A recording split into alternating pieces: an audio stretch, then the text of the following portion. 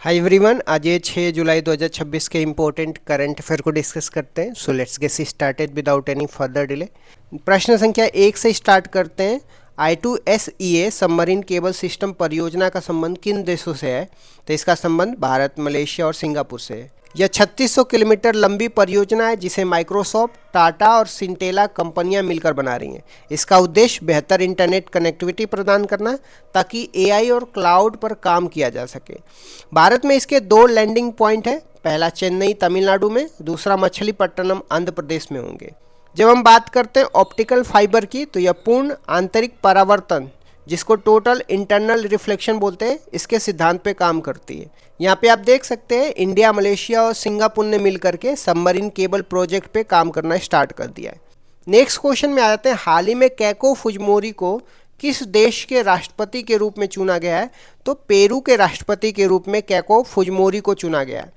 जब हम लोग बात करते हैं पेरू की, तो पेरू की राजधानी लीमा है और यहाँ पे अमेजन रिवर का उद्गम स्थल भी है, तो ये भी आपको ध्यान में रखना है। इसकी बॉर्डरिंग कंट्री की बात करते हैं तो Ecuador, Colombia, Brazil, Bolivia, chilli के साथ लगती है। यहाँ पे एक लेक है जो पेरू और बोल्विया के साथ लगता है, जिसका नाम टिटिकाका लेक है। यह विश्व का हाईएस्ट बोटिंग लेक है, तो ये भी आपको ध्यान में रखना है। नेक्स्ट क्वेश्चन में आ जाते हैं। बीपीसीएल ने किस देश की पेट्रोलियम कंपनी में 100% हिस्सेदारी खरीदी है? ब्राजील की आईबी ब्राजील पेट्रोलियम कंपनी में 100% हिस्सेदारी बीपीसीएल ने खरीदी है। बीपीसीएल की विदेशी शाखा बीपीआरएल ने 2312 करोड़ में 100% हिस्सेदारी की है। बीपीसीएल एक महारत्न कंपनी है जिसका मुख्यालय मुंबई में, और इसकी स्थापना 1952 में हुई थी, तो ये भी आपको ध्यान में रखना है। नेक्स्ट क्वेश्चन में आ जाते हैं। 23 नए जीआई टैग उत्पादों के साथ भारत तीसरा सबसे बड़ा जीआई टैग वाला राज्य कौन सा बन गया है? तो पश्चिम बंगाल में 23 नए जीआई टैग उत्पादों के साथ भारत का तीसरा सबसे बड़ा जीआई टैग वाला राज्य बन गया है। भारत में सर्वाधिक जीआई टैग उत्तर प्रदेश में 83 है और ये पहले स्थान पे है। दूसरे नंबर पे तमिलनाडु 76 है, जबकि पश्चिम बंगाल तीसरे नंबर पे है और इसमें टोटल 59 जीआई टैग है।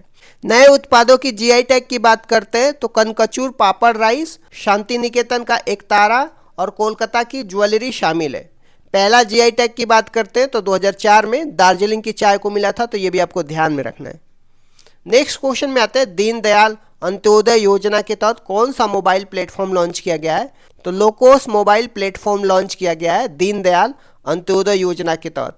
इसका उद्देश्य की बात करते हैं तो स्वयं सहायता समूहों का डिजिटलीकरण करना और सदस्यों को ऑनलाइन रिकॉर्ड रखना है। तो 2011 में शुरू हुआ था और 2016 में इसका नाम बदल करके दीनदयाल उपाध्याय अंत्योदय योजना कर दिया गया था। नेक्स्ट क्वेश्चन में आते हैं। वैभव सूर्यवंशी अंतर्राष्ट्रीय क्रिकेट में डेब्यू करने वाले भारत के सबसे युवा खिलाड़ी बने, तो इनकी उम्र क्या है? तो इनकी उम्र मात्र 15 साल 99 दिन है।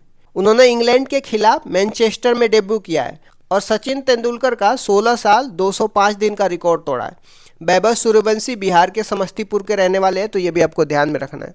नेक्स्ट क्वेश्चन में आते हैं। भारत की सबसे बड़ी रेल टनल बोरिंग मशीन का उपयोग किस परियोजना में किया जा रहा है? तो Mumbai Ahmedabad bullet train project में भारत की सबसे बड़ी रेल टनल बोरिंग मशीन का उपयोग किया जा रहा है। यह मशीन 96 मीटर लंबी है, जो एक फुटबॉल ग्राउंड से भी अधिक है, औसतन 90 मीटर। इस टनल का निर्माण मुंबई में किया जा रहा है और इसका व्यास 13.6 मीटर है। बुलेट ट्रेन प्रोजेक्ट में भारत की मदद कौन कर रहा है? तो भारत की मदद जापान कर रहा है, तो ये भी आपको ध्यान में रखना है।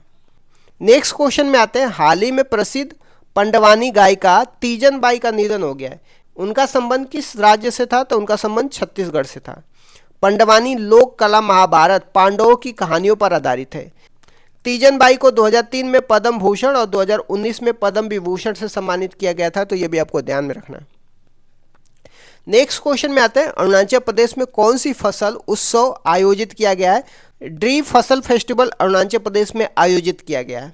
यह अपातानी समुदाय द्वारा अच्छी फसल और समृद्धि के लिए मनाया जाता है। इसका आयोजन अरुणाचल प्रदेश के जीरो वैली में होता है और यहाँ पे दमीडा नृत्य प्रसिद्ध है, तो ये भी आपको ध्यान में रखना है।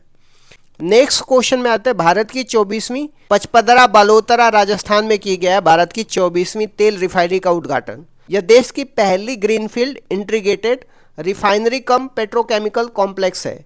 इसकी क्षमता 9 मिलियन मीट्रिक टन प्रति वर्ष है। इसमें HPCL की 74% और राजस्थान सरकार की 26% हिस्सेदारी है। और इसके साथ ही जोधपुर में नया एयरपोर्ट टर्मिनल भवन और गुजरात के सानंद में सेमीकंडक्टर ओसेट का भी शुभारंभ हुआ है, तो ये भी आपको ध्यान में रखना है। आ जाते हैं कुछ इंपॉर्टेंट पॉइंट की बात करते हैं। तो अंतर्राष्ट्रीय सहकारिता दिवस 2026 की बात करते हैं तो 4 जुलाई को मनाया जाता है। हमारे संविधान में आर्टिकल 19 क्लॉज 1 क्लॉज सी में कोऑपरेटिव सोसाइटी की बात किया जाता है। आर्टिकल 43 क्लॉज बी में डीपीएसपी में कोऑपरेटिव सोसाइटी की बात किया जाता है। कोऑपरेटिव सोसाइटी के पार्ट की बात करते हैं तो 9th बी आर्टिकल 243 जेड से लेकर के 243 जेड तक कोऑपरेटिव सोसाइटी के बारे में दिया गया है, तो ये भी आपको ध्यान में रखना है। बात करते हैं मनरेगा की, तो मनरेगा का नया नाम बीबीजी रामजी एक्ट 2025 रखा है, जिसमें 125 दिन रोजगार मिलेगा। भारत की पहली तेल रिफाइनरी और कुआं डिगबोई आसाम में था। बीकानेर की बात करते हैं तो यहाँ 1000 मेगावाट के सोलर प्रोजेक्ट का शुभारंभ किया गया, तो ये भी आपको ध्यान में रखना है।